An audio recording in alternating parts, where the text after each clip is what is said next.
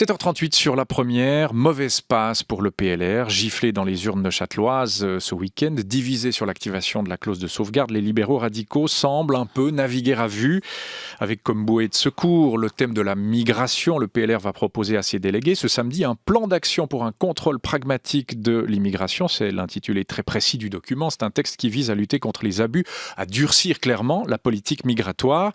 Pour en parler, le plaisir d'accueillir un PLR ancré dans un canton, le ministre vaudois Philippe Lebas, c'est vous, bonjour. Bonjour, merci de m'accueillir. Mais merci à vous d'être là jusqu'à 8h. Vous êtes conseiller d'État en charge du département de l'économie et du sport, de la migration aussi, très préoccupé et occupé par ces questions-là. Alors, le plan d'action est clair. Plan d'action pour un contrôle pragmatique de l'immigration. C'est un document de travail soumis aux membres du PLR ce week-end, le week-end prochain. Est-ce que le PLR, clairement, votre parti va naviguer là sur les plates-bandes de l'UDC ? Non, je ne crois pas. Regardez, nous voterons en juin prochain sur une révision de la loi sur l'asile proposée par Madame la conseillère fédérale Sommaruga, socialiste, qui vise également à durcir et à raccourcir les procédures en matière d'asile. Madame Sommaruga ne court pas derrière l'UDC. Elle constate, comme les radicaux, comme les libéraux, comme la population, que nous avons un problème d'attractivité en matière d'asile. Et que par voie de conséquence, la responsabilité des hommes politiques, c'est d'affronter les problèmes, de proposer des solutions, et puis ensuite d'appliquer les législations qui sont votées par le peuple. Donc il ne s'agit pas de courir derrière quiconque, il s'agit de constater que la Suisse a des difficultés en matière de politique migratoire. C'est un simple constat objectif, et que nous ne pouvons pas laisser les choses aller, sous peine de à l'UDC, vous ne pouvez pas laisser les choses aller à l'UDC, sous-entendu ? Non, nous ne pouvons pas laisser les choses aller, tout simplement. Il en va de la cohésion sociale, il en va également de notre capacité à accueillir les, entre guillemets, vrais réfugiés, et par voie de conséquence, à maintenir un cadre de vie pour l'ensemble des gens qui habitent ce pays qui soit supportable. Par voie de conséquence, c'est de la responsabilité des hommes politiques élus et des partis politiques de faire des propositions lorsqu'ils constatent qu'il y a un vrai problème. Mais vous le disiez pas, enfin vous, le PLR le disait pas aussi clairement il y a quelque temps. Est-ce que c'est parce que c'est l'UDC justement qui dicte l'agenda sur ce thème que vous sortez du bois comme ça ? Bon, vous savez, je suis en charge des politiques migratoires dans le canton de Vaud depuis maintenant un peu plus de 5 ans. Je suis constamment attaqué comme étant quelqu'un qui est particulièrement dur dans ce domaine-là. Donc, ce type de critiques, je les ai entendues. Je crois que le canton de Vaud a démontré dans ces dernières années, c'est la volonté du Conseil d'État dans sa globalité d'avoir une politique qui est ferme, qui est dure, notamment à l'endroit de ceux qui ne respectent pas notre ordre juridique, et puis qui est humaine dans le cadre de ceux qui font l'effort de l'intégration. Et le papier du PLR, si on prend la peine de le lire de manière objective, il veut maintenir la voie bilatérale, il veut que l'on puisse continuer à accueillir des réfugiés qui sont réellement menacés, et il souhaite être beaucoup plus ferme à l'endroit de ceux qui, c'est une minorité, je précise, c'est une minorité, profite du système. Moi, je l'ai lu, ce papier, je l'ai sous les yeux. Alors, merveilleux. Clairement, bah oui, de temps en temps, quand même, on lit les choses comme ça. Aucun doute là-dessus, monsieur. Alors, pas d'aide sociale pour les nouveaux arrivants, restreindre le droit au regroupement familial, restreindre le droit à l'aide sociale. Ces points-là, vous êtes 100% d'accord avec ça, Philippe Lebas ? Non. C'est un pas. Comme vous l'avez dit vous-même dans votre présentation, c'est un papier de travail. Qu'est-ce qui vous pose problème, là, dans ce que je viens d'énoncer ? Il y a des formules qui sont trop ramassées, je dirais.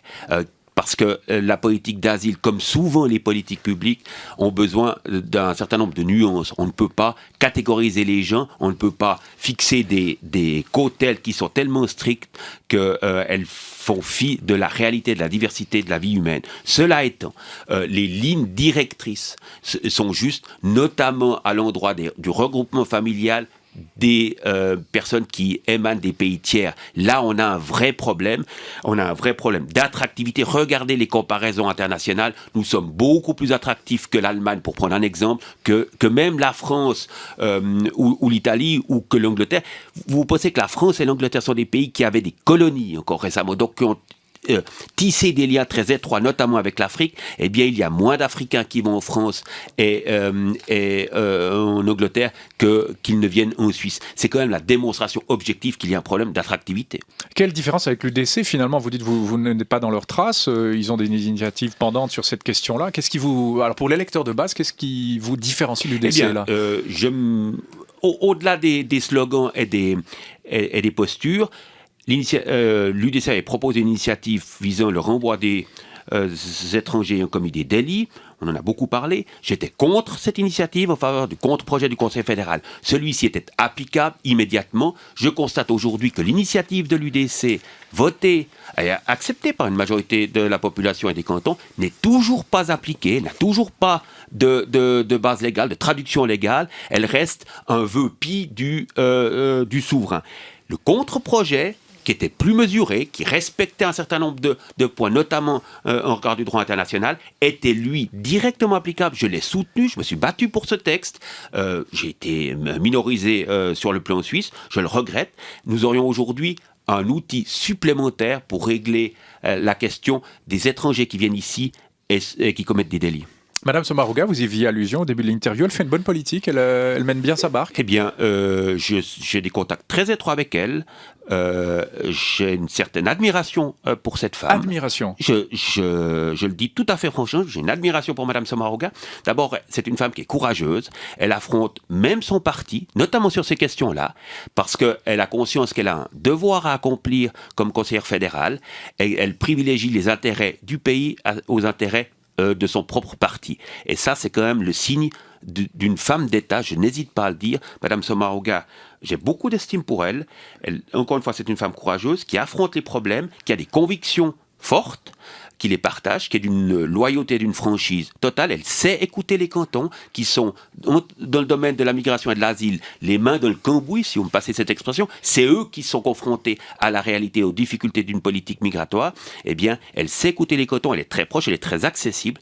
Par voie de conséquence, je suis personnellement très content qu'elle soit là où elle est. Des propos hyper clairs de votre part, Philippe Lebas. Le PLR, c'est le seul parti à ne pas avoir pris de position officielle sur la fameuse activation de la clause de sauvegarde. Monsieur Schneiderman y était favorable, Monsieur Burkhalter opposé. Ça continue de fâcher, ça, au sein du parti ? Non, personnellement, je l'ai dit dans les médias, j'étais opposé à l'activation de cette clause parce que je crois qu'elle sera inefficace. Elle touche les étrangers qui, généralement, ne posent pas de problème. C'est donc les étrangers qui ont du travail et qui travaillent chez nous.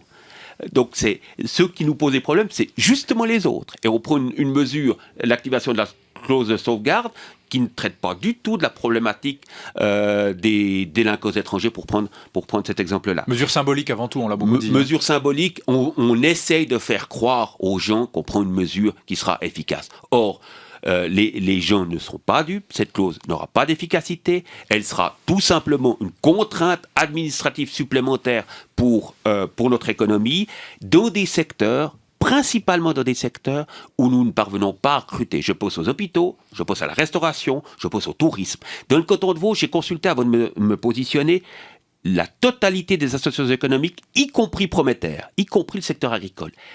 Le centre patronal, la Chambre vaudoise du commerce et de l'industrie et Prométer étaient opposés à l'activation de cette clause parce qu'ils sont conscients que dans leur secteur, eh bien cette clause est préjudiciable au développement de notre économie et finalement inefficace. Et par voie de conséquence, quand on a une mesure qui est préjudiciable et inefficace, c'est peut-être pas nécessaire de l'activer. Donc elle n'est pas que symbolique, c'est ce que vous nous dites ce matin, Philippe elle n'aura pas les effets escomptés, elle aura les inconvénients que nous décrivons aujourd'hui.